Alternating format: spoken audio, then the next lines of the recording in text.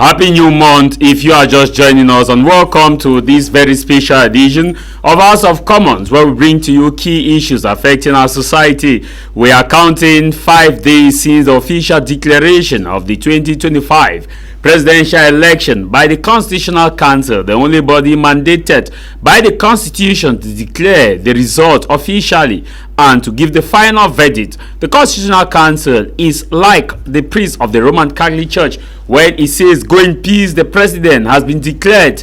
You can only say amen and prepare for the next presidential election, which is coming 2032. Hopefully, that will be when the next presidential election will hold, all things being equal. Since the declaration of the presidential election, it is time for us to look at the participation of young persons, also to look at the role played by various individuals, be it the men, women, and the younger persons, as far as the presidential race was concerned. We are also going to have an in-depth analysis to explain to you what must have motivated this young person this time to actually participate in this year's presidential election. If you look at the result, the performance this year increased as compared to 2018, when the participation of the young persons was actually at its low level. But this time, based on available data, you could see that there was an increase in the participation of younger persons. This is making many Cameroonians to understand that the emancipation of political awareness is actually gaining ground, and many more young persons are seeing that the destiny of their nation cannot be left in the hands of the few, but should be also in their hands. And that is why they are making their voices heard as far as political landscape is concerned in Cameroon. Across the northwest, southwest, littoral, west, east, center, and also in the far north region of the country, north of the country, you see how young persons on different social media platforms are actually talking politics. And this was seen during the just ended presidential election campaign, where TikTok, Instagram, Facebook actually was a place for debate, political debate, animations. Comedians, entertainers, everybody was on board for this year's presidential election. And that is why political analysts are saying that in the upcoming municipal and legislative election, which is to take place in 2026, in just about 4 to 5 months to come, many young persons will be more engaged in this election, because it is a very important election that will determine the future of Cameroon's lawmakers. The parliament is where the laws of the land are being made, and that is where the voice of young persons will best resonate in terms of transforming, building, and making Cameroon to be a nation that needs to be called the land of promise, land of glory, and deep endowment forevermore. This is House of Commons with me, Tah Mai Javis.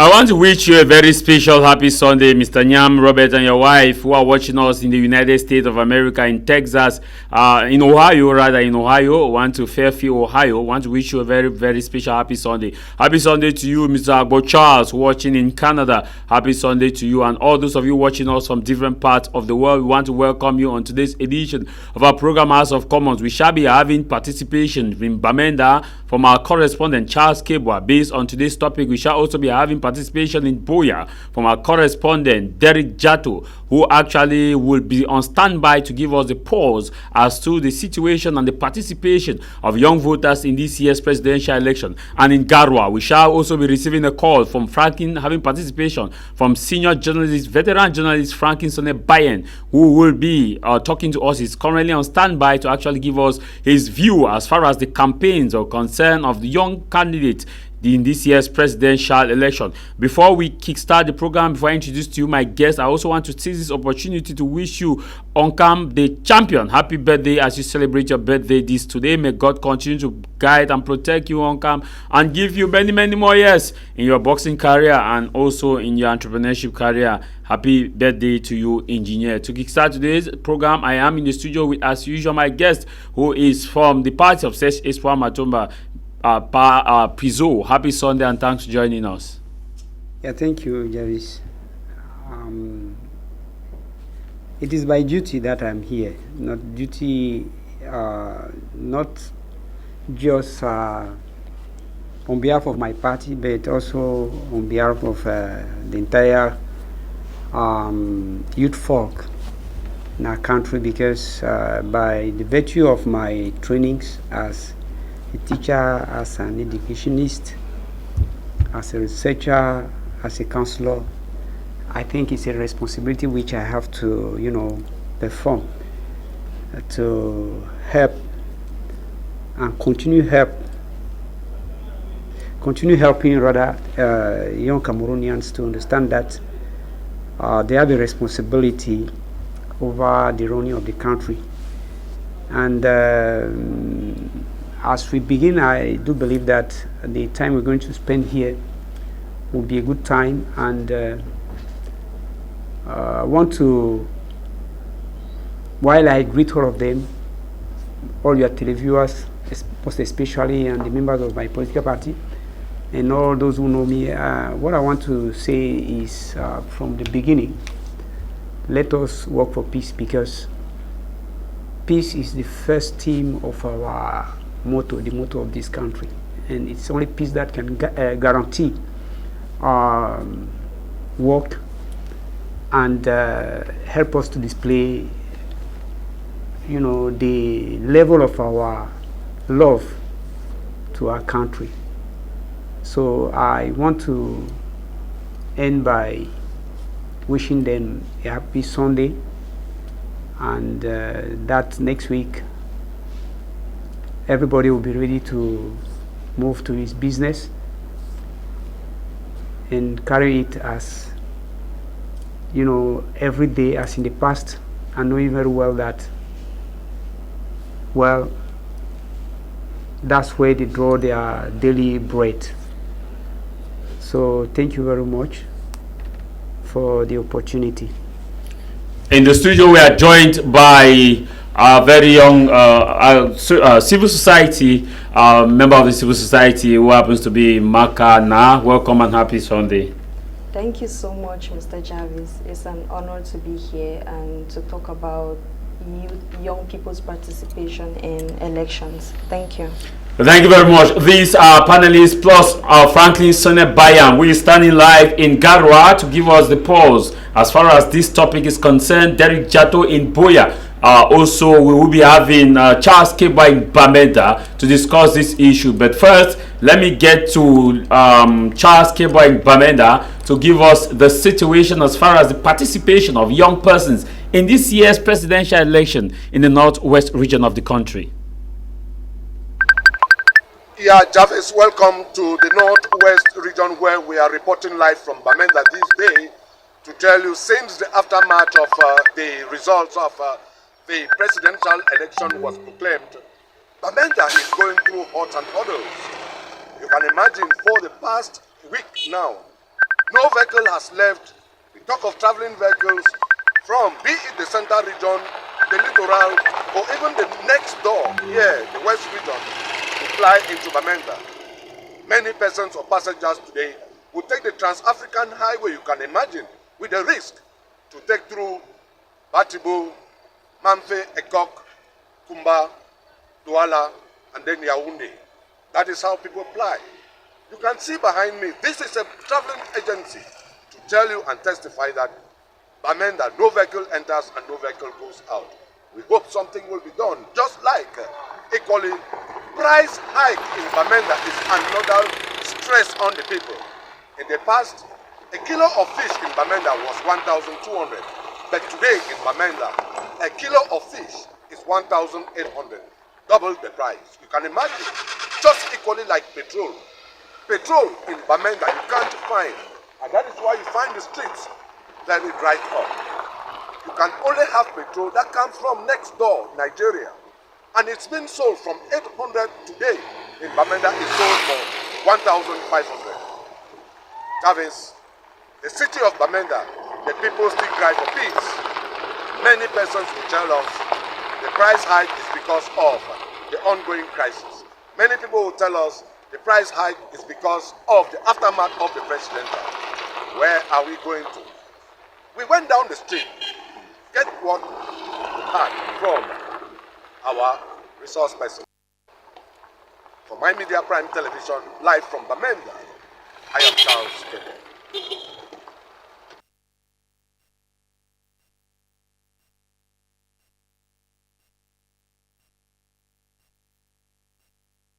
The message I can have for the youth of Cameroon and the Northwest in particular is that a president has already been voted. We have a president-elect. All the youth can just hear with this same president we can still work and develop our nation. We can take example for China, they have one president and their nation is developed. Dubai, they have one president and their nation is developed. Russia, they have one president and their nation is developed. Meaning with Cameroon, we can still develop our nation under the leadership of President Paul Biya. Rather than going to the street fighting on something which is not really realistic, I think with the same president, the policies can still be implemented, the road infrastructure we need can still come, the water system we need can still come, the job creation we need can still come with the same president. We should just have a mindset to see how we can hold the local leaders accountable.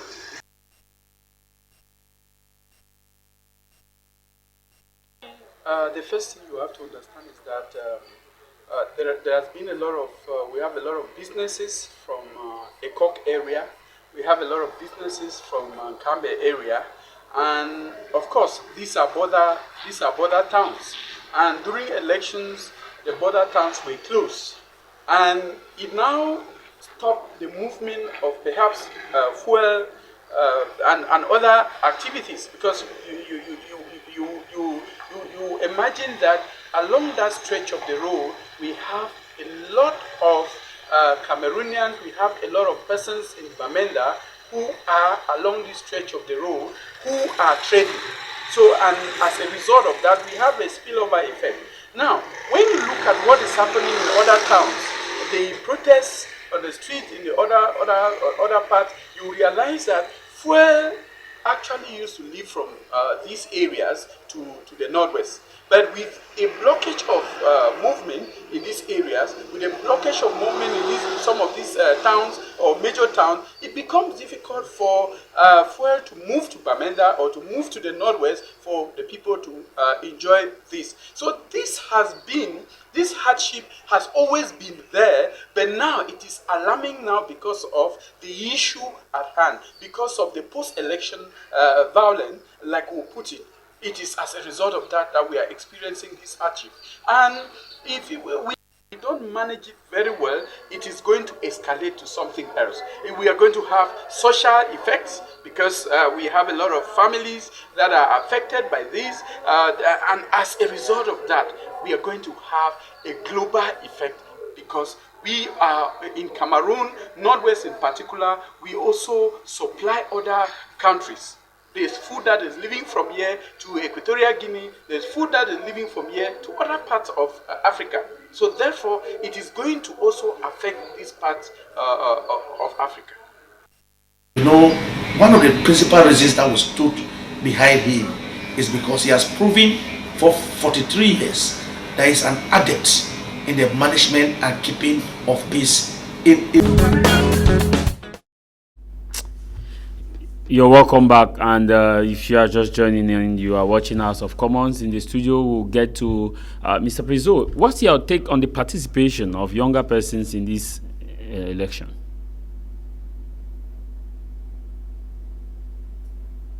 Well,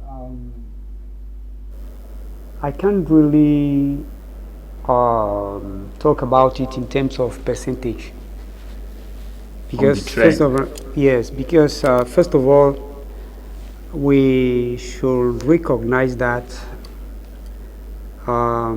before the elections, the information we had showed that those who participated in the previous election, that is in 2018. Amongst them, the youth between 20 and about, let's say, 45 years, constituted the group of those who less participated. Obviously, it could be that they didn't register to have their electoral, cards, or it could be that some of them registered and they didn't go collect their cards.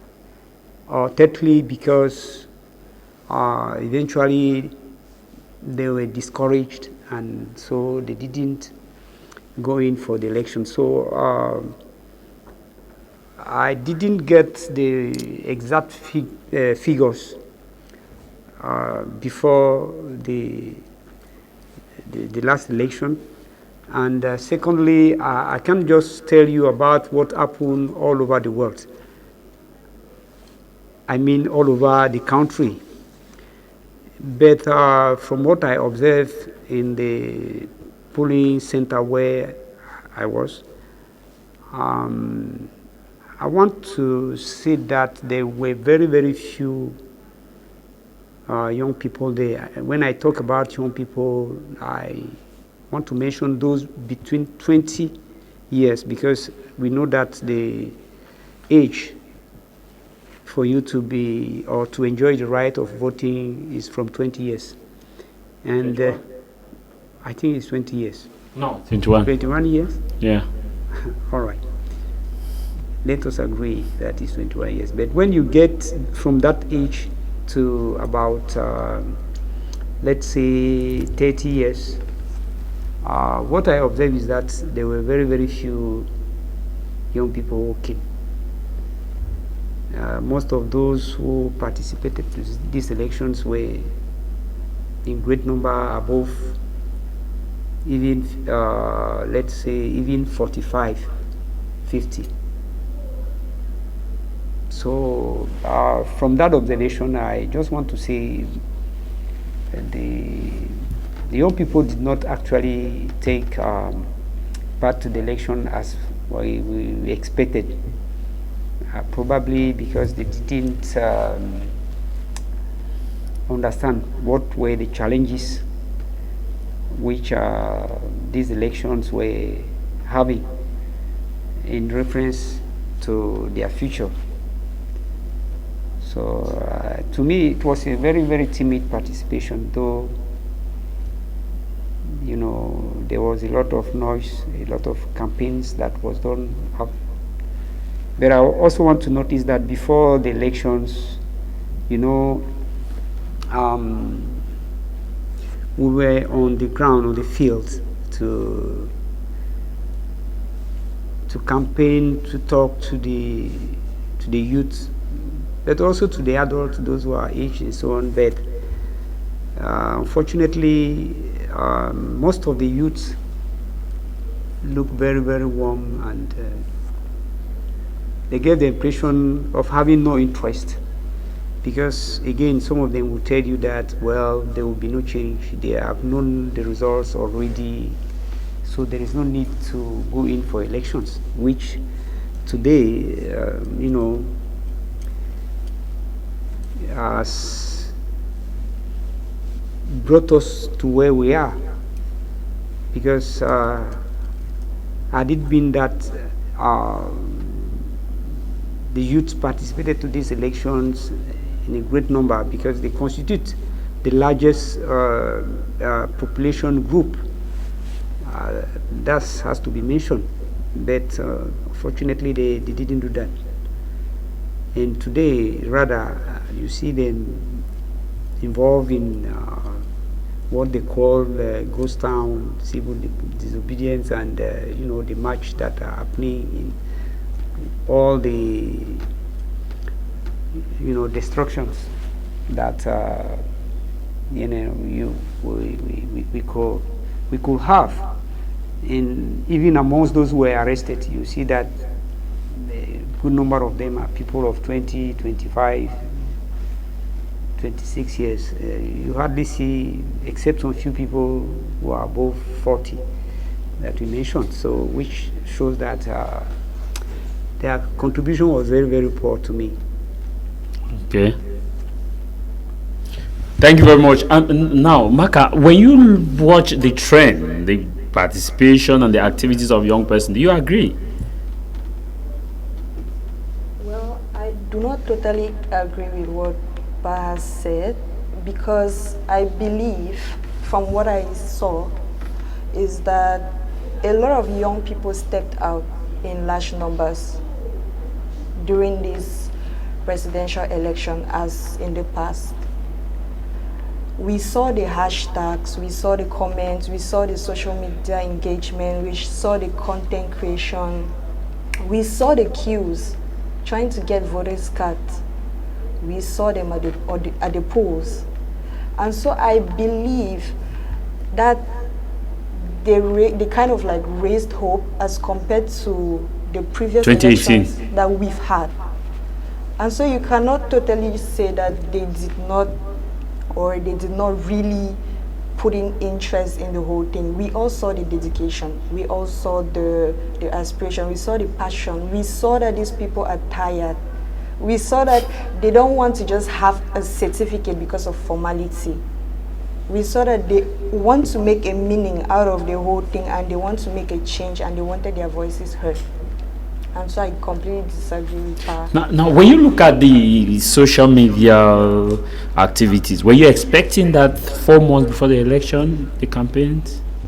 4 months before the campaign, the social media, and when the campaign started, were you expecting to see this high level of engagement on social media from the young persons?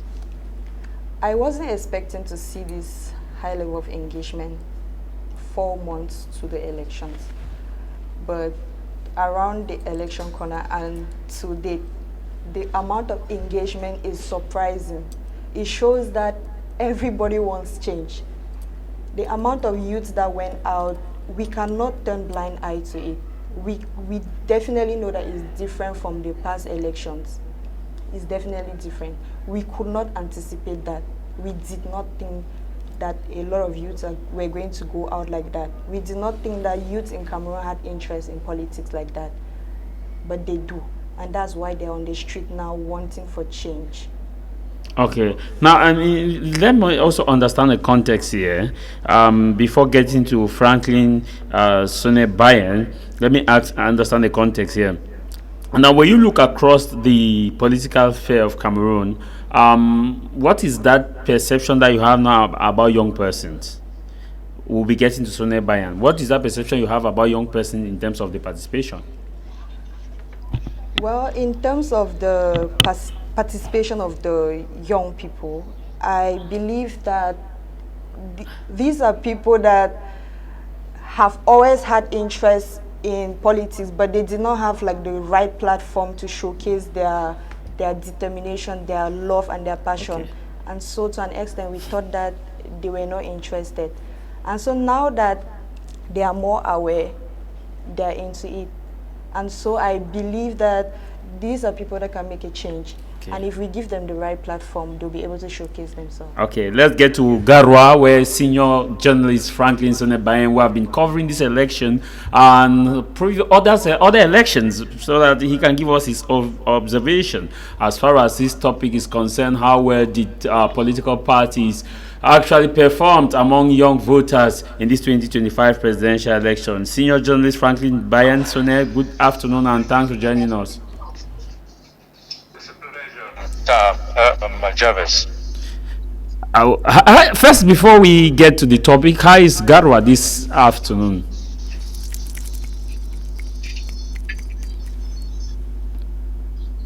I lost you for a bit. Yes, I'm saying how is Garwa this afternoon before we get down to the topic. Well, excuse me. It's a Sunday, and well, people are just coming out of church now. And mind you, it's a Sunday before a ghost town Monday. It's beginning to sound like the Anglophone regions. You know that the Sunday or the weekend before the ghost town, especially the Sunday before the ghost town, in the Anglophone regions begins to look like the big day in town. For market people, it looks like in Limbe, for example, and other towns, Sundays have become the big market days because Monday will be ghost. So I think Garoua is trying to get the best out of this weekend, closing today before they enter 3 days of ghost town.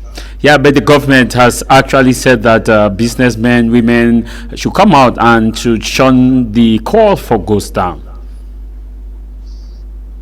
Well, wishes are not horses. Maybe, let's see, it is a wish or maybe an instruction. I don't know whether some things are decreed.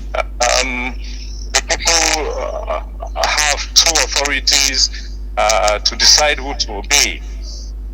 They have two authorities now to decide who to obey. And as I say, it's increasingly looking like the Anglophone regions, where inhabitants, they have two authorities to obey, to choose who to obey. Each authority recriminates the people for obeying the other authority. So we will see tomorrow, Tuesday, and Wednesday people would have obeyed. Okay, now you have been covering this election with your wealth of experience as far as election is concerned in Cameroon. How will you rate the performance of young voters in this year's presidential election? The performance of young voters, you mean in terms of how the political parties fare? Yes. The young voters, is that what you mean? First, the general trend of young voters, the participation, the trend. From your observation on previous election. You know that first of all, we do not even have the demographic statistics of registered voters in clear terms that one can easily analyze. We are not a very statistical society, first of all, and then secondly, figures have not been flowing the way we expected.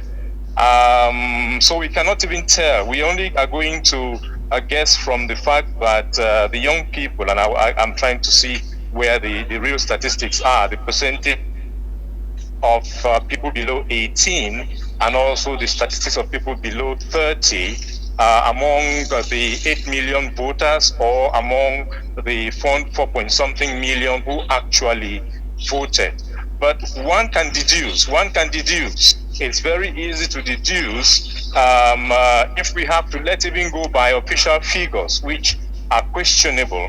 But even if we went by official figures, we would tell that if the youth are the majority, we begin by elimination. We get out the parties that scored less than 5%, some who scored just 1%, some less than 1%. We get them out, and we can tell that most of those candidates are the youngest candidates, and they didn't get any attention from the young people who are the majority of the voters. If you have less than 1% of 4 million, 4 point something million voters, that can tell you how many, if all of your voters are young people, that is still a tiny majority, a tiny minority of the voters. So I think that is the way we can proceed to look at it. It just means that going by official figures, it just means that the older people in the race drew the attention of the young people more than the younger candidates did,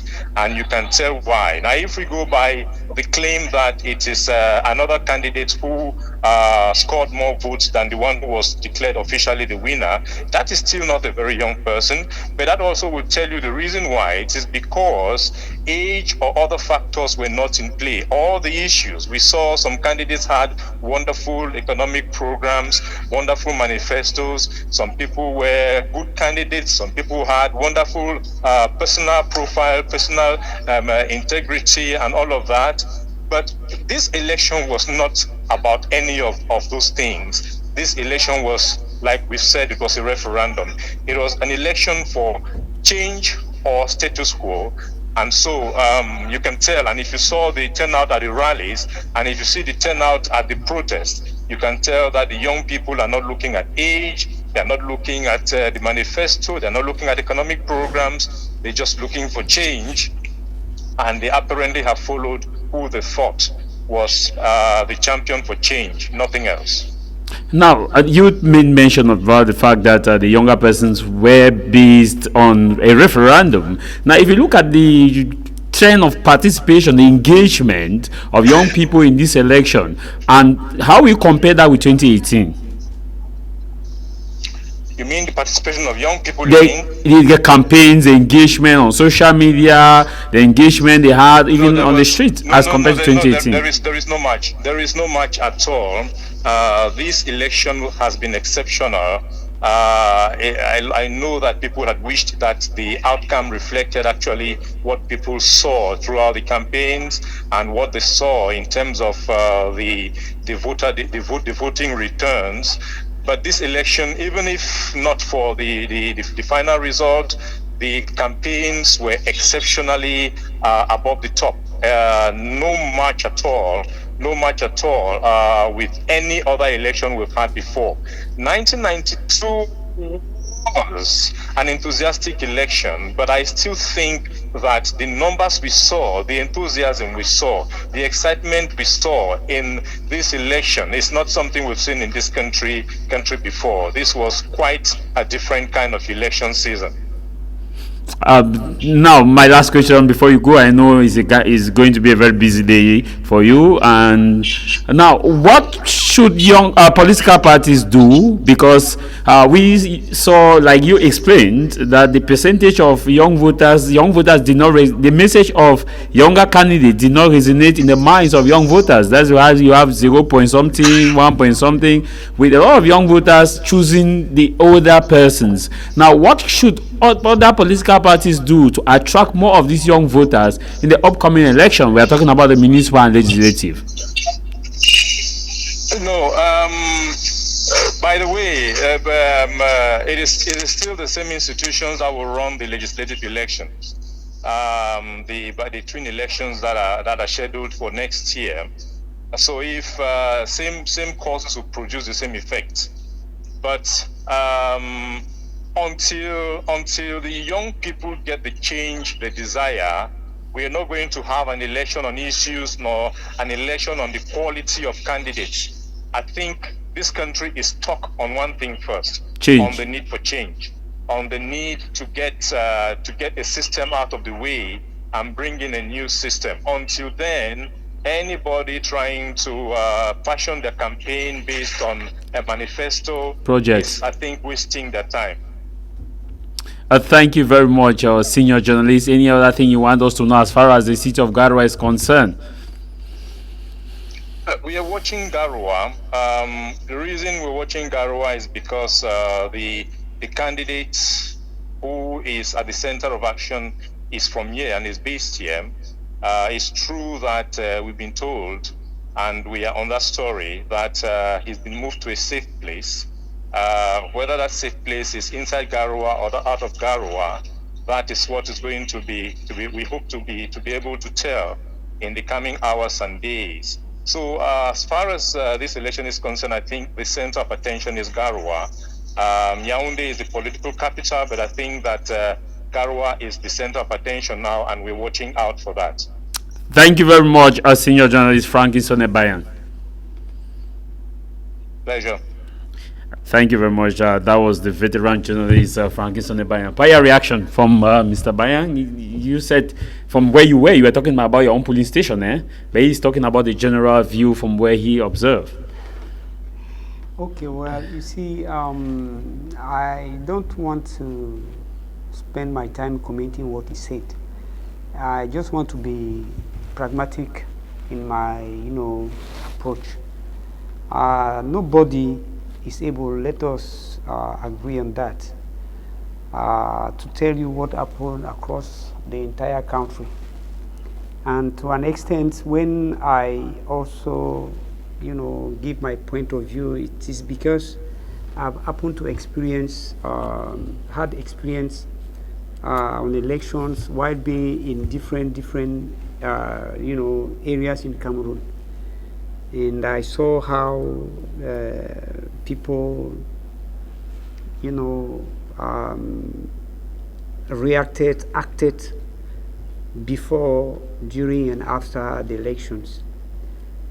And where we are going to differ to an extent here from what I heard is that if you look at the general percentage of participants into these elections, you see that it is about, is this 54 or something like yes, that? no, 53.66. Okay, okay, so it shows that actually, even if there was an improvement in terms of the number of youths that took part to the political election, the presidential election, there is no great change, because in 2018 we were not far from the same, percentage. No, 2018 we had 76, 78, around 76, 78. So okay, now, so it means that there is a drop. It's a great drop. A great drop. And the opposition could not even score up to, an opposition party could not even, the highest was 14%, that was CRM. Yes, yes. But now we are having a single opposition party with 35. Yes, no, but you see, let us not believe at all that it is because of youth participation. From the past, I told you that figures we have showed that most of those who take part into the elections, even from what I saw, people who take part to the elections are generally people from maybe 35 years. Most of them are above 45 years. Most of those who take part to the election are above that. Now, what I would like to say is, you see, as somebody who has participated into elections in almost all capacities, as first of all, a citizen, a voter, I've been a member in a polling station, I have been a scrutiny, I have been a member of vote counting and so on. And today I am here also as an actor, a political actor, a political, figure. I just want to say that rather than commenting on what happened, what we have to think much about is tomorrow. Tomorrow, what does that mean? It means that we have to consider how much the youth has participated in elections, the past elections, through political parties. That is, if you look at the level of membership of the youth in political parties today, you see, sometimes I am very, very annoyed and baffled to see that in some political parties, let's say maybe one of the major political parties we have, which is the CPDM, when you look at the youth wing of the CPDM, you see people of 50 years in the youth wing. But they said the youth is just the state of mind now. That's what the president said. No, excuse me. That is, how do you say it? It is, a view of the spirit, a view of the spirit. It's not true. It is not true, because from the legal point of view, you see, if a young man, somebody of 15 years commits a crime, they will not, try him as somebody who is as a major. As a major. And then, even if you are a major, if you are let us take a case of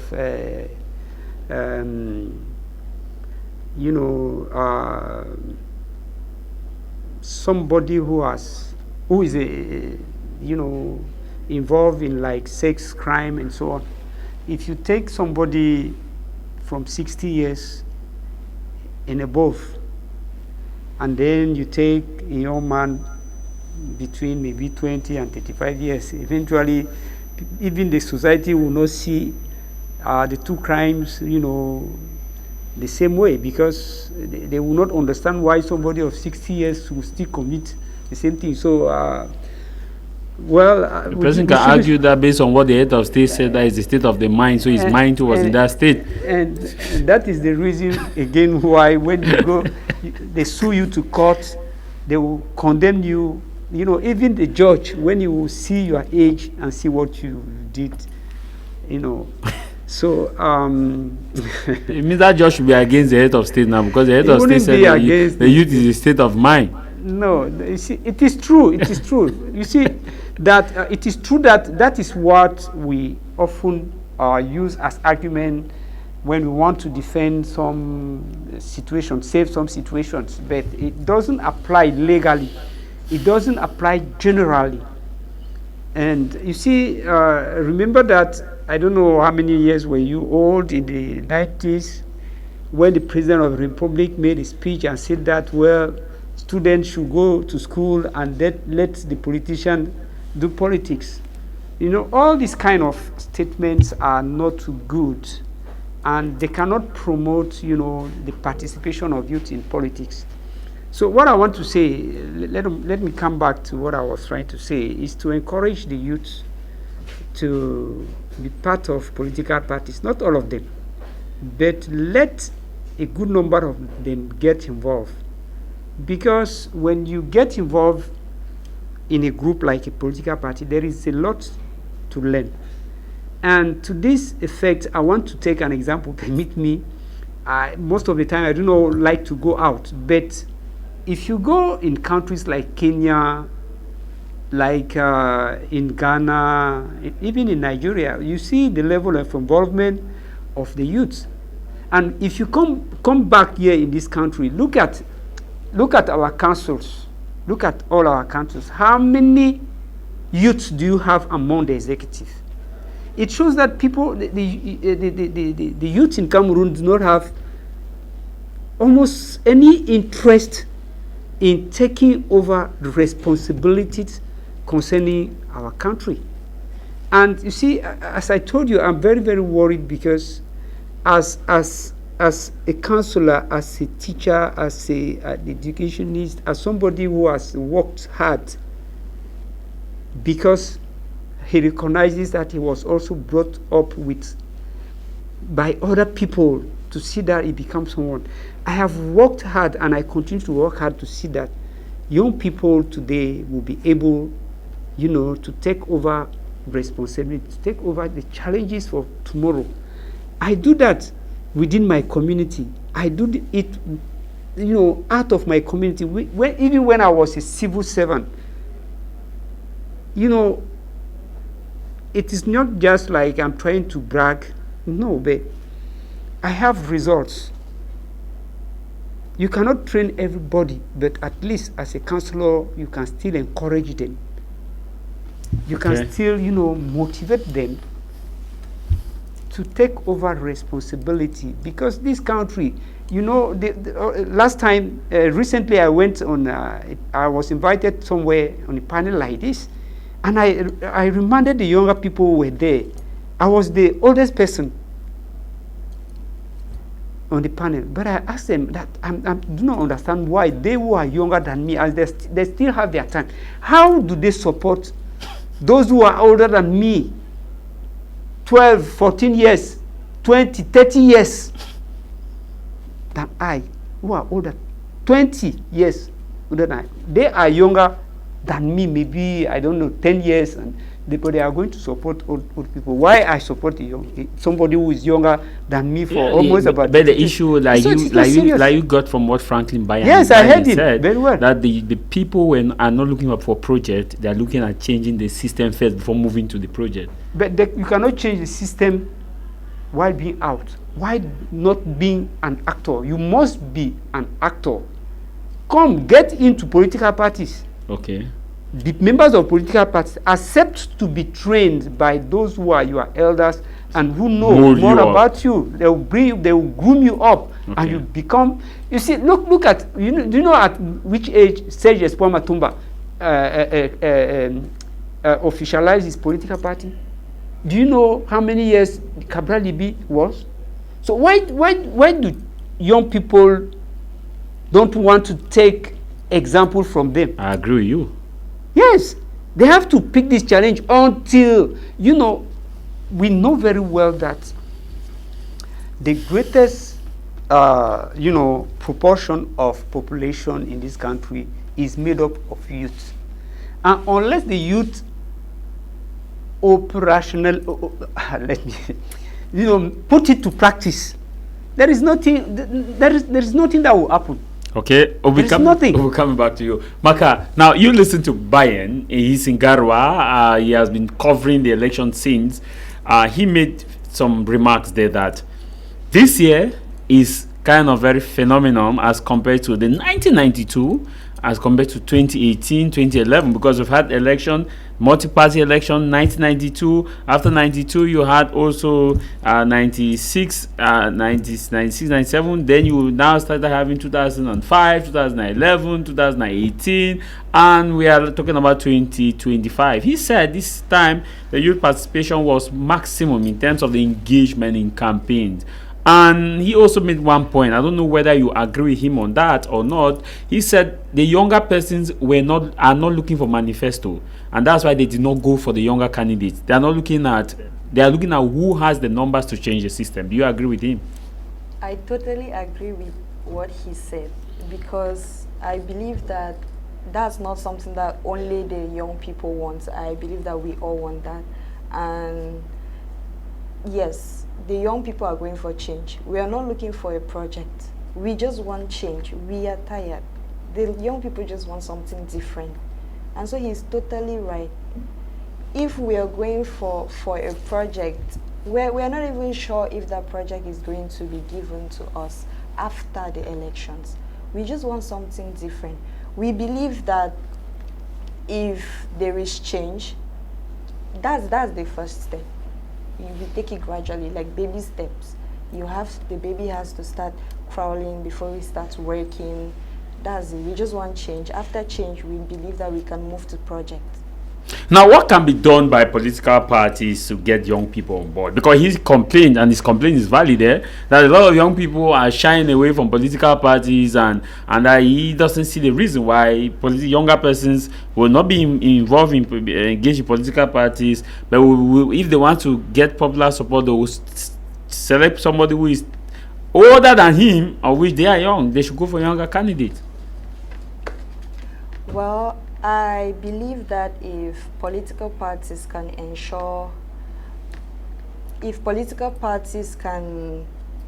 tell the youth, or can ensure them that the system is credible. Transparency. Yes. If they can make the youth to believe that the system is fair and responsive to their priorities, to their desires, the youth will engage more.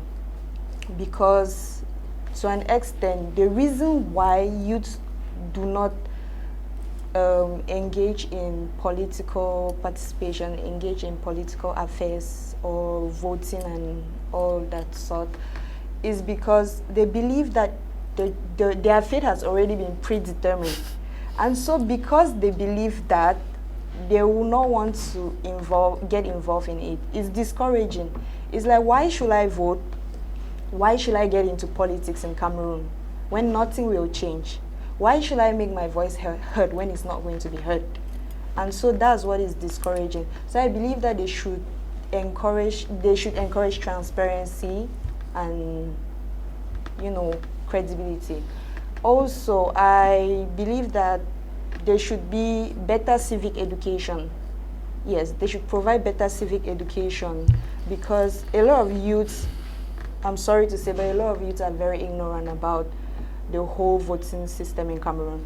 They are very ignorant about it. Some don't know the exact age to get into it. Some don't even know that things like youth parliamentarian exist.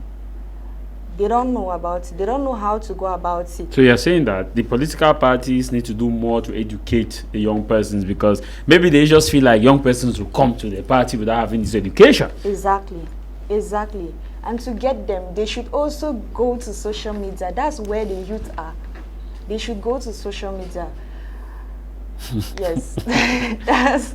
If I don't know if you, but there's something she raised, which is very important, the issue about transparency in political parties, because there's a lot of hypothesis, conspiracy theory now moving on, especially as far as the just ended presidential election is concerned. Many are saying that, oh, this party has been bought, oh, this party has been bought, oh, this party has been bought, and that's one of the reasons. And because of this issue, political parties are not, they feel like most of these political parties are not transparent enough.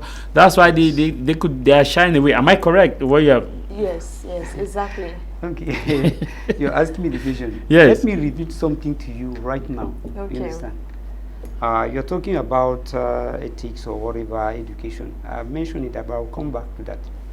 I'll ask you to do something. Do me a favor if you can do that.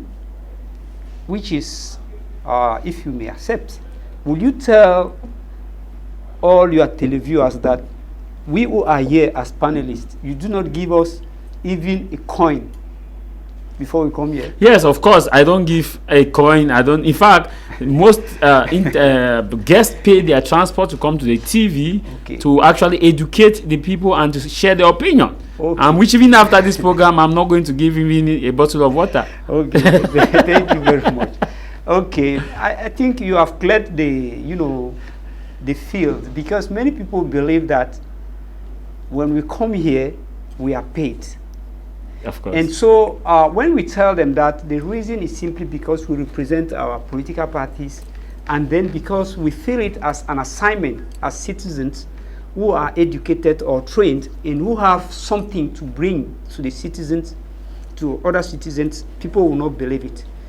I just said it because, look at this, is a very simple thing to do.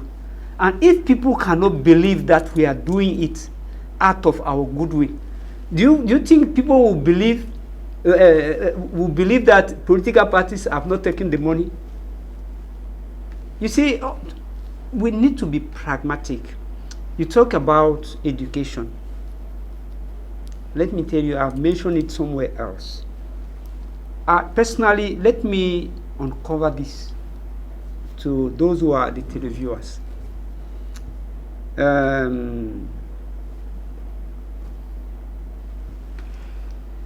I had maybe I'm lucky, I began learning English in school. I was in class 3, and I still remember the name of my teacher. I don't know whether he's still alive or the members of his family might be watching this program, because it would be a great thing for me to meet Mr. Wotani Joseph Fosun. He was my first English teacher in the Public Daido, government school Daido. And from the time I began learning English, I've never given up learning English. And so I happened to study in both systems. I happened to go through many trainings which were sometimes in French, sometimes offered in English. I happened to do the secondary school system and the university in both systems. I happened to work as a civil servant, less in what people call Anglophone, Francophone area, but most of the time I spend it in Southwest in Limbe and a bit in Manfé. I happen to be member of a number of associations, international association, member of church, and so on, in both systems. So which made me to learn a lot of things from both sides. And that is why sometimes when I speak using evidences. One of the problems we have here in terms of citizenship, it is that when you look at our programs, you realize that, first of all, it is not a common program that is delivered to all the people in primary school. even in secondary school. And again, when you get to, I think, secondary school, you don't talk about civics against citizenship, whereas in the Francophone system of education, you continue with it. So what I think is that we have to come to a single program from the start to the end. That is, they will design where it begins and where it ends. Because when you talk about citizenship, it means you want to have people who have or who share the same values, the same virtues, people who can look at their nation the same way, people who are able to understand the motto the same way, read their constitution the same way. And the second thing I often say is also history. The way history is taught in the GCE system is different from the way different from what is taught in the French system. I want to say that. But to me, what I believe is that what they could do is to merge both, civics programs, merge them together. We have people, professors in this country. It's not because the educational systems are different. Like we have the Anglophone subsystem and the French subsystem, and also we have the bijurial and bicultural. In terms of the legal, the common law, the civil law. So if we are saying we should merge the education, they are saying we should merge everything. The teaching of history. Yes. Yes. The teaching of history of this country should be merged. They should teach everybody the same thing. So it's not like indirectly merging the two system of education, because if you can merge history, some other person will give you the argument that merge civics. Some other person will give you the argument that merge this. Excuse me, not at all. You see, we have to be sovereign in terms of attributing certificates in this country. We are the one to dish the knowledge. We are also the one to assess it and attribute certificates. It is true that there is a difference, there is a great difference even, because first of all, GCE O level is in Form 5, whereas BPC is in Form 4. Form 4. Troisième. And then you have probatoire, whereas in the GCE system you do not have probatoire. Okay? That scheme, that structure can remain. But teaching of history of Cameroon, because when they are teaching history in the GC system, what happened is that they lay a lot of emphasis. For example, when they talk about African history, lay emphasis on the Anglophone countries. Whereas when you get to the French system, it is not the same thing. It's just on the surface. They will tell you about African history, but in general, they will not focus. Yes, they will not focus on particular Francophone country. But they have, you see, it is very, very important that we all, as Cameroonians, will know the steps we passed through, the stages we passed through before becoming a nation. And then, to me, we do not have again to ask questions to students, when was this Bismarck, this or whatever. No, let it be, let it be done such that it will be a dissertation. That is from GCO level, BPC, dissertation. You have information, number of information, and they will ask you that, what do you think about the present situation? Okay. They are talking about the Anglophone problem. Let it be given to the students to argue, discuss over it. Okay. Or we coming and back. They will know that, all what those things you are saying here, maybe it might not be helpful in the long run. We'll be coming back to you. Let's get to the southwest region of Cameroon, where earlier on we spoke with Mr. Derek Ndo and Jumer, who is the youth president of Ndian to Ekondo Titi, who talked about the participation of the young voters in that part of the country. Let us get to Mr. Derrick and Doe, who was there, who we spoke with, and let's have this excerpt. One of the principal reasons that was stood behind him is because he has proven for 43 years that he's an adept in the management and keeping of peace in a very diverse country like Cameroon, with very diverse culture. I want to say that if I have to advise the youths of the Republic and Cameroonians who are living out of the Republic, they should imitate the Njan youth. I'm a typical example of the Njan youth. Despite the crisis, despite the war, I am in the village. I work in the division, I send my people in the division, I educate our youths in the division. You cannot run away when there is war. Stand and face the enemy. That is the option that we of Jawa have taken by being resilient, standing, resisting, denying the enemy who is coming with the devilish and the wicked idea of war, the wicked idea of instability. So the Nigerian youths have said that no, I will say no. And I'm asking all the youths in the Republic, everybody, even our mothers, because the mothers have a very strong love for their children, that they should stand behind us. Let us stand and say no. Let us deny this wave of violence that is trying to destabilize our Republic. That is a stand of the Nigerian youth. That is an example of the Nigerian youth. So they should imitate us. Expectations. Well, you know, first of all, I'm very thankful that we have our father, who is already Prime Minister. But you know, I told a journalist before the election that the Nigerian people are going to vote with love. And we have demonstrated that love. For the same love reasons, I think, you know, His Excellency President Pobia, in his clairvoyance, knows exactly what he's going to do for us. And whatever he does, we're going to say, thank you. He has never done anything wrong. I'm not sure he's going to do wrong this time. I know this time he's going to even do the best, and with the double love that we have demonstrated towards him at the end of the last presidential election. 2018, normally our division had a positive result for our great national party, the CPDM.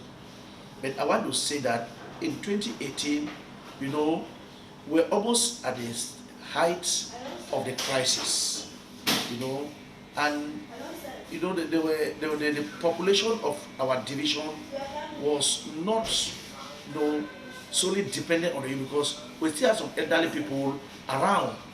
But as days went by, they left, and they have left the ground for us, and we have taken our destiny into our hands. Our destiny is to support Pobia. Our destiny is to support His Excellency Chief Dr. Dionguti. Our destiny is to protect the peace and the life that we have in Jan. So we are not, especially Jan youths, we are not for any violence. We are not for any enemy of the state. We are not for any person who is telling us that we should carry guns. We have denied that, and we are denying it, and we shall never accept it. Before the elections of presidential elections, before the 12th, you know, I told the youths and I told the public of the Republic that we are going to have 100% in Jan division. And if we had 98%, it is synonymous to 100% when it comes to electoral calculations, because you can target 100% and a day before the election, you know, some potential voters die. It is as that will result you to a percentage a little bit lower than the 100. I want to say that if nothing happens, if no you die in Jan, if no of our electorate dies in Jan, we are going to make 100% in this upcoming municipal and legislative election. Especially now that the party is talking of, you know, what we used to call reorganization, you know, primaries. Now that we're talking about primaries, I'm sure the youths, we are ready to participate fully in the primaries. In short, some youths will crop up as political leaders of our division. And let me tell you, whenever a youth stands somewhere, the others will follow. So we are ready to give 400% for our party. Thank you very much. First of all, I want to say that I am Jemo Derek, the YCPDM section president from Jan to Ekondo Titi, and thank God I was one of the divisional charge de mission for the presidential election, and I was the main charge de mission of our council area in Ekondo Titi. So being a section president, I want to say that the love that we have, especially for our great national party, the CPDM kept us working even before the 12th of October. It means that in the mandate, we have been working with the youths, mobilizing them, transmitting positive messages from our father, His Excellency Chief Dr. John Guti, to the youths. Normally, we have transmitted the love that our father has for Paul Biya to the youths of our division. So it is evident that we're supposed to have the results that we had, the 98% that we had in Njad division. To say that the youths of Njad believe and they trust the current leadership of the states. That trust was translated in the ballot box. Everybody has seen it. At the level of mobilization, you know, the Prime Minister started talking to us. We were getting very close to the campaigns. First, he passed a very positive message and a clever one, that we should not give in to sweet talks. And to tell you that when he told us that in Boya, I took the message down straight to the division, to the youths of the division. I told them that at this time of the day in our political life of the Republic, there will be a lot of sweet talking, but we have been warned and guided by our father. And you can see the response. The youth responded. If we have the results that they have in Jan, I'm saying that 90% of that result has been produced by the youths, because normally the youth constitutes more than 90% of our population, considering that, you know, most of our fathers and the elderly people flee from the division as a result of the crisis. So those resilient youths, like some of us who are on the ground, it is us who have produced the result. So we are thanking the head of state, especially for appointing our father, His Excellency Chief Dr. Guti, as the Prime Minister, who is so close to the grassroots. His results are clear. And I want to also add that we are still very committed, because I advise the youths before the election that they should vote in peace, and after the election, you know, they should be able to maintain peace. Nobody should join the enemies of the state to go to the street. That is why in Jan division, you cannot hear any person saying that there is a ghost town, there is a war, because people, election results were proclaimed. No. Our youths in the division are against that, and we shall never be for that, because we have confidence that our father, His Excellency Paul Biya, is ready to give it and give down to the youths in their fair and genuine share. Thank you very much. Thank you very much. That was Mr. Jume, who is Mr. Derek, who is the subsection president in Dian 2, Ekondo Titi, who also was the chargé de mission for the CPDM. He actually noted that the younger persons in Dian participated massively. He says the 90+% they had is because of the heavy participation of the youth Indian division, and that the Indian division youths are very active in politics. We'll be back in the studio. Let me get to Prizu. When we look at the current political landscape now, many people are saying that the political parties are not doing enough when it comes to voters' education. What is your party doing to prepare youth for upcoming municipal election? And you said youth should come into the picture.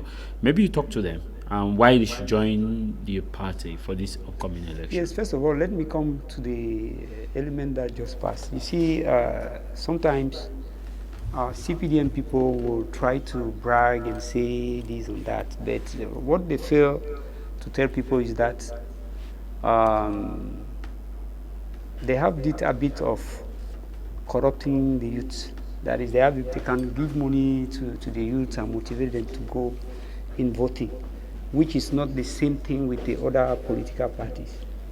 So what I want to say about youth training today, first of all, I want to tell the youth, as well as all other Cameroonians, that you see, we all have responsibilities over the governance, the management of the country. But whomever you are, there is an amount of responsibility you have.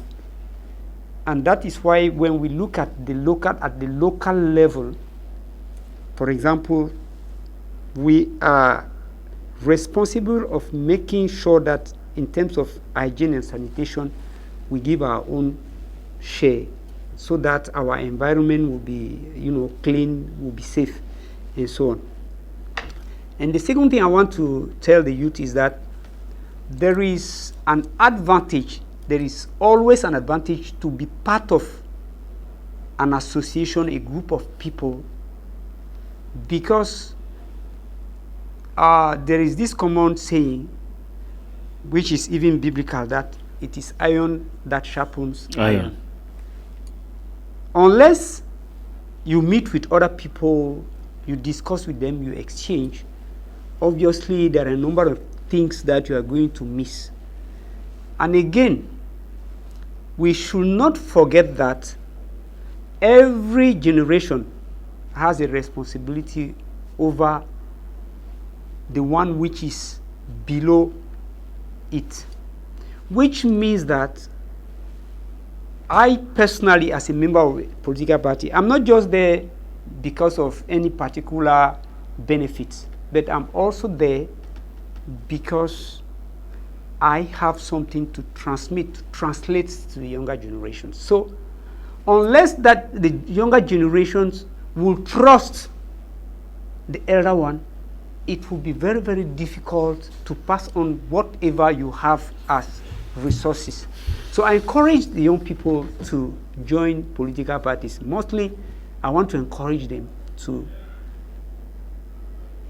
get registered as members of political parties where you have young people as leaders today, because that is also one of the major, steps to take to show the entire, community that they have decided to move on for a change. And that change, as I said, cannot begin unless they decide to join the other, the other parties which are led by young people. Because these young people have to be considered as their role model. You see, it doesn't make any sense for young people in Cameroon to think that Cristiano Ronaldo, Messi, Lamine Yamal, and all those guys, they are only role model. No, we are here. We have to play the game in this country. So let them look for, models in the country. But the question is, are the younger politicians doing enough to get young voters?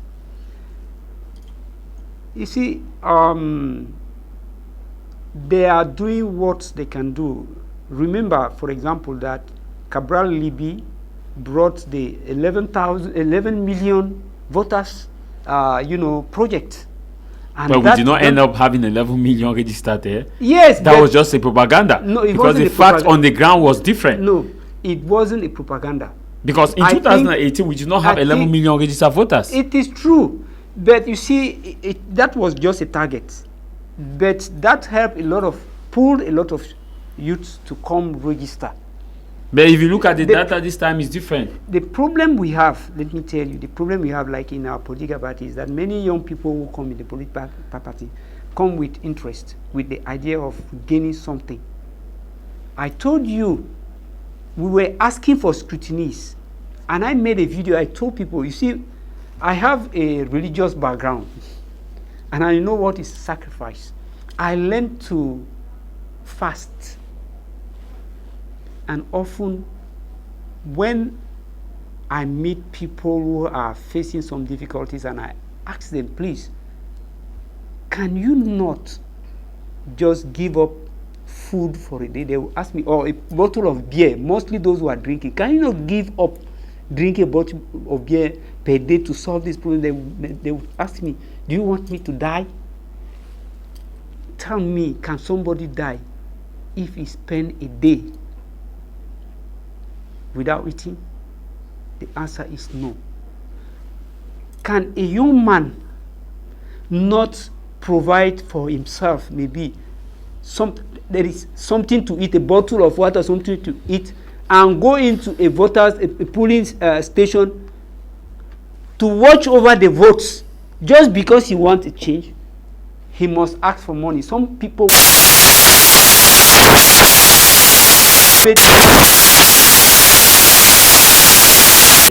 on the issue of education and transparency. Of course, there's a lot of things going on that many young people these days. I would quote, for example, if you go online, they say they believe that some people have collected 1 billion, some people have collected this, some people have collected that. And secondly, is it not the way the financing in these parties are being done in such a way that it's not transparent for people to see that, okay, this is how much was collected, so that people should know the youth can sacrifice? Like, it's not, you are saying like they cannot sacrifice. You see, if you sacrifice a day, what have you done? What great thing have you done? It is only the results you can get. It is not the little you have lost. And let me tell you one thing. You see, they have made youth in Cameroon to believe that there is money in political parties. But how do political parties raise money? Except the CPDM. How do political parties raise money? First, you have to pay your membership cards. And then you have your annual contribution. And then there are people of goodwill, or within the party, because we have maybe let's say elections that are coming, and they will say, okay, let every staff or any leader in the political party give maybe 100,000. That's how people raise money in political parties. And it is after elections, for example, local elections, when you have representatives, that's when the government gives you some little money. But that money is to manage to run the party. It is not to be given to individuals. It is not to be given. So people have had in their mind that the political parties are, are treasures. There are sources of money. Whenever you come, you say you have headache, they will give you money. You need this. And do you know that there are a lot of youths that were helped to have an employment, for example, mount a business. As soon as they begin running their business or they begin work, so you see, that's the problem. We're coming back to you. Let's we're coming to also to you, Maka. Let's get to Boya in the Southwest region. Our correspondent Derek Jato, who is on a standby to actually give us the summary as per the participation of younger voters in this year's presidential election. He covered from Dian, he covered in the Southwest region, and fully in Dian also. Let's have Derek Jato. Good afternoon.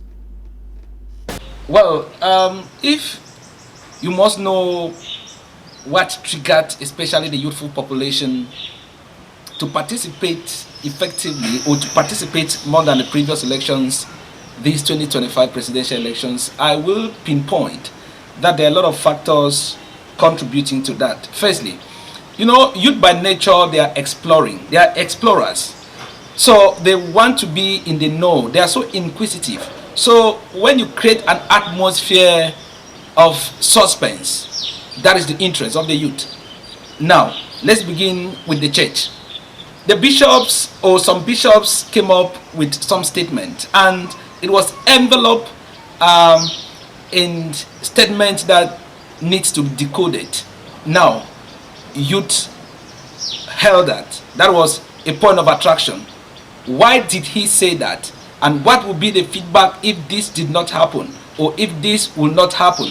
So it galvanized the youth to be active in this presidential election. Secondly, you can draw lessons from even statement from some state officials saying, for example, that you can imagine the scores between Real de Madrid and Cotonspor of Garwa. Now, youth by nature, for that particular point, they want to know the scores. How will that be? And when you keep on putting youth in a cage where there are a lot of doubt, by nature, they are eager, they are happy, they are inquisitive to know what will happen. And again, talking about the youth participation, you will bear witness with me that social media before now, in 2018, artificial intelligence in Cameroon was at its introductory phase, or introductory phase. But in 2025, this social media played a frontline role. It is on their doorsteps. The youth, they are smart, they are owners of this gadget. So to them, it is animative to play over and see how they can use these tools to change the dynamics. Now, on a more broader scale, and I believe every youth out there will bear witness with me, change. Most youth were not comfortable with the way things were going on in the country, and they believe that they can be that factor of change. So they got involved. They got involved, and you could now see that they wanted to know the end of their action. You saw the mobilization at the various polling stations for the counting of the vote. You saw the animation, you saw the tension. So it gives you an insight from my own perspective why youth did participate in this year's presidential election, and it has triggered another point or another debate, what lies in the future, and it has changed the dynamics on how politics and elections were being viewed before now. The story of my vote doesn't count, if I vote or if I don't vote, nothing will change. That story is not dying down. The youths are not coming up. They know that their vote counts. They know that they need to defend their vote. And it, at the end of the day, tells you why so many youth, or so many people, the youthful population, participated in these 2025 presidential elections in Cameroon.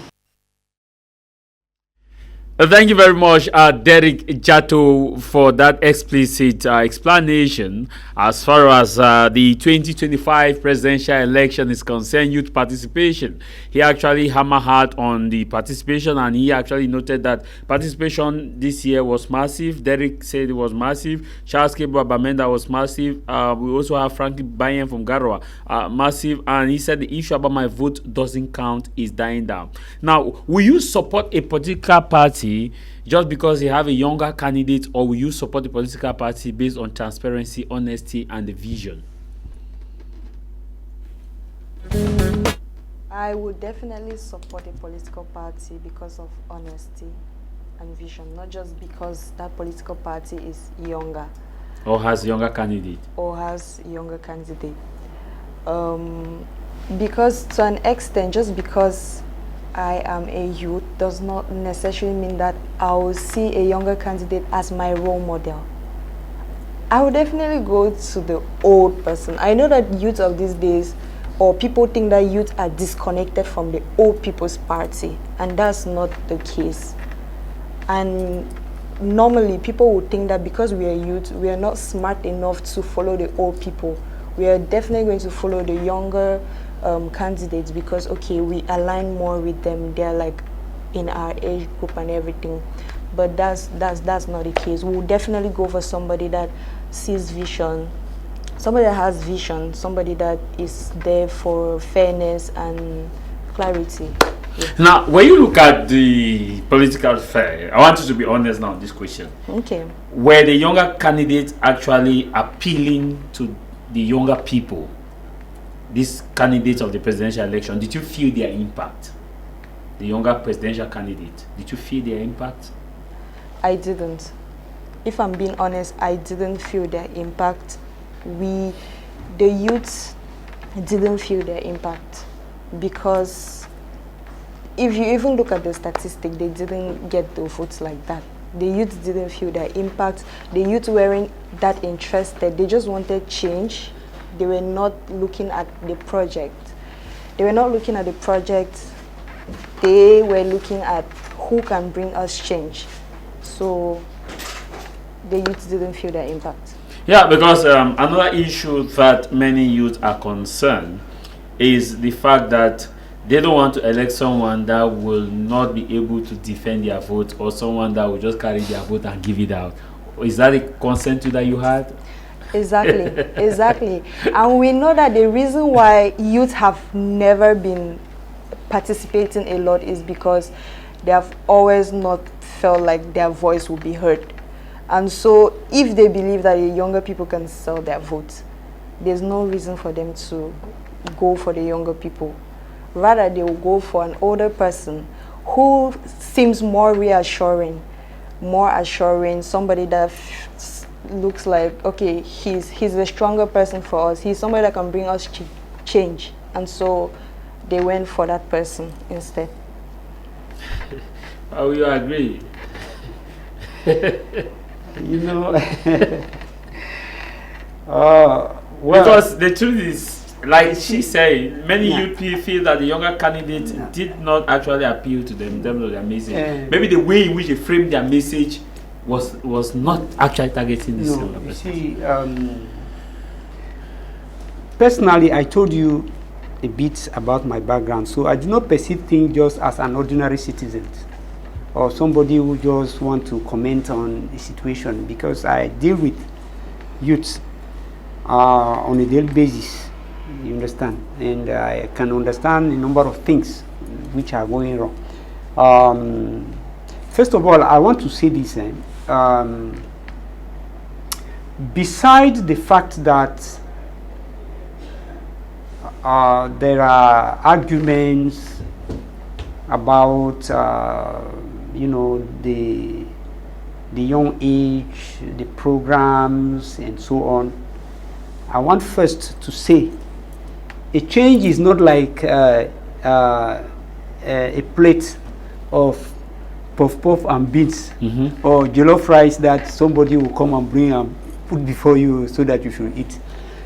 Change takes a lot of things, and then people should understand that when you talk about change, you have to look at change in many corners, because there is a change which you can operate from within you, from your mind, from your heart, a change in terms of position, a change in terms of, you know, changing one thing with another, and so on. All these things are very, very important for us to understand,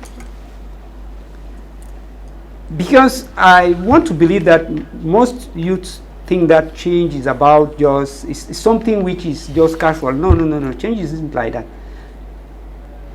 And what I will say now to the youth, as somebody who has experience, who you know, has had experiences in life, first of all, is to tell them that they need to look for counselors, mentors, people who can help them grow up.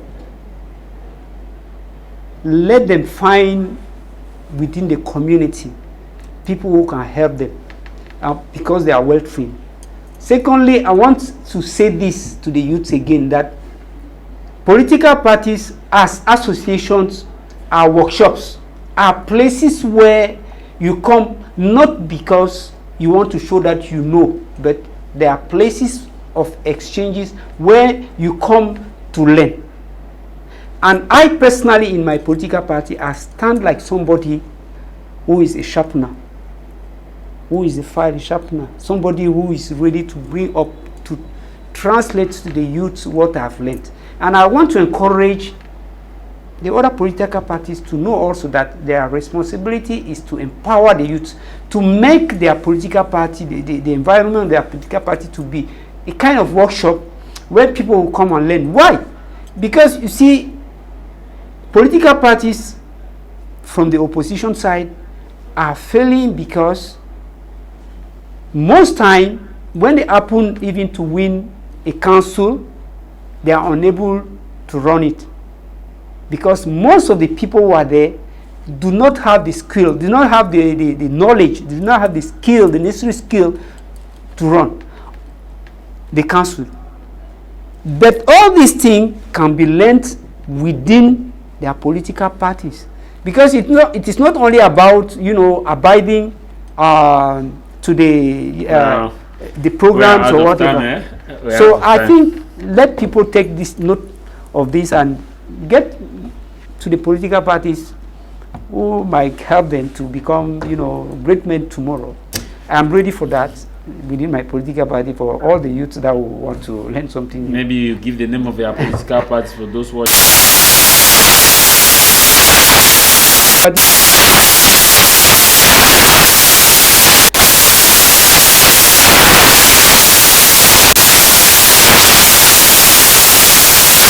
to learn something. Thank you very much, Papizo, for coming. Thank you. It's and a pleasure. Message greetings to your president of the party, Espoir Matomba. Thank you. And the entire team of Pius that they are struggling to make sure that the municipal and legislative election, their president is fair. Rendezvous to the next elections. Thank you very much, Maka, for coming. Thank you, Mr. Javis. Any word you have for younger persons? Well, I just want to encourage every young person out there to keep up the spirit, the passion that they used during this presidential election of 2025. It was amazing and it has given hope to all of Cameroonians. Thank you. Thank you very much, gentlemen and lady, and also those who participated across the region. Derek Jato, thank you very much. Also, thank you, Charles Kebwa, for your participation for this edition, and of course to you, Mr. Senior Journalist Bayen Soner, Franklin, who participated in Garwa, who actually gave us a pulse of the nation in Garwa and also the situations happening. I want to also thank the producer of this program, Elvis, who also produced the program, and the broadcasting technicians. This program comes up every Sunday at exactly 12 to 1:55 p.m. and a rebroadcast also at 10:30 p.m. Rebroadcast today 10:30 p.m. If you missed it, you can find it on our YouTube channel 2 hours after the live session. You have it on our YouTube channel, which is BT Media Group or My Media Prime. Until meet again, no matter the matter, what matters is your matter. And what should matter for you is that you should stay out of trouble tomorrow, Monday. My name is Tah Mai Javis, Cameroon's commercial capital. Bye-bye.